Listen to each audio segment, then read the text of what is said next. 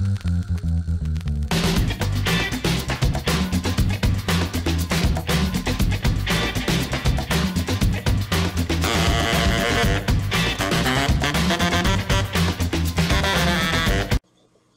everyone, and welcome back to the channel, Old Bike New Man. I am your host G, and this is another episode of Man Shed Mondays.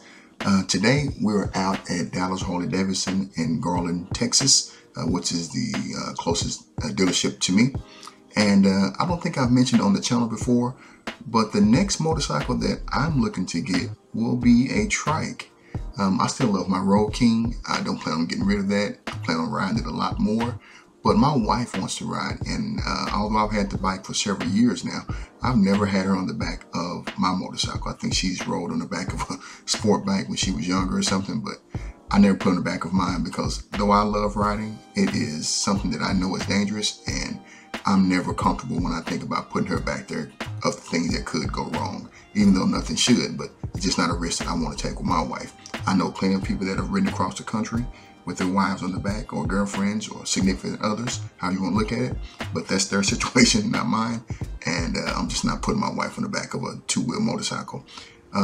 If you all have followed the channel for more than just this video, you'll know that I owned a Can Am Spyder RSS previously, which I enjoyed, but it wasn't really meant for two. It's more like the sport version of their motorcycle back at that time, which was 2012. So they've moved on to the F3 and so on since then.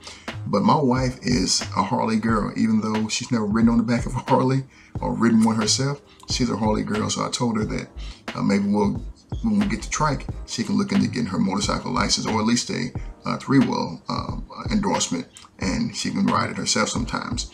The thing we run into now is, since money is a big consideration for us, it's what type of trike will we get? Will we get the Tri-Glide and then just try to get a rim package or something? Because, you know, aesthetics is very important to us. It's not just the fact of getting one. We want something that we want to own and look the way we want it to look, to the best of our ability, of course.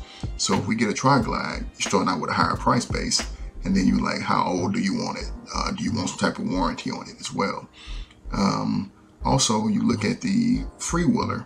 It's smaller, and my wife, when she sat on the back of one, just when we sat at the dealership one day, she noted that the seat was a little more uncomfortable than what's on the Tri-Glide. So it's always going to be some things that we have to change out. It's just a matter of how much we're going to spend on the base, and then how much we'll have left to customize. If we get the Freewheeler, then we got to look into getting a fairing, and she wants one with a radio system. So it's so many different things that we have to consider, but it'll be some type of rim package no matter what, and then look into a paint job. And you may be thinking, gee, why don't you just look into a CVO?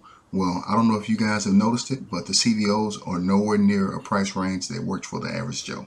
So I'd rather get an older model of a Tri-Glide and try to fix it up, or get a Freewheeler and just add some additional parts. Because with the Freewheeler, you're starting out with a few $1,000s less up front, and you may get a newer model, obviously, because they came out later than the Tri-Glide. So those are things we're considering. And then I talked about paint jobs, but you know, those are several $1,000s for a quality paint job, or top of the line, I should say. Not, you know, custom, but just something that's really nice. So it's a lot of things to look into. I'm probably, honestly, a few years away from being able to do that, because I've been had the old bike for some time now, and I still hadn't got it painted. I got a paint scheme in mind for it as well, but I just normally don't have several $1,000s just sitting around for the motorcycle. I may have it, but it is allocated to my home and my family, my wife and daughter. So they would be frowned upon if I spent money on the motorcycle and they had to miss out on something. So we will see, but definitely want to get a Tri-Glide or a Freewheeler, preferably a Tri-Glide. And I like the Spyders, but my wife's not going for that, so that's definitely out.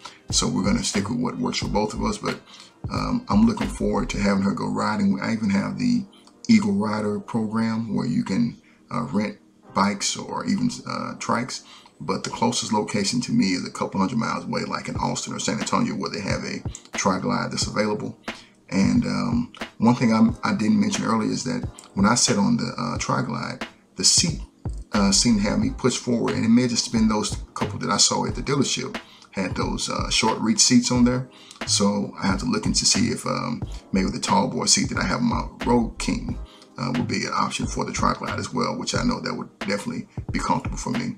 So we shall see how it goes. This is down the line, but I just want to let you guys know what's coming up next. And when I say next, I mean way down the line next, but it's definitely on the agenda. So I appreciate you all checking it out. Hope you enjoyed seeing some of the bikes or trikes, I should say, that we showed in here. And we'll catch up with you later. Appreciate you all. Peace.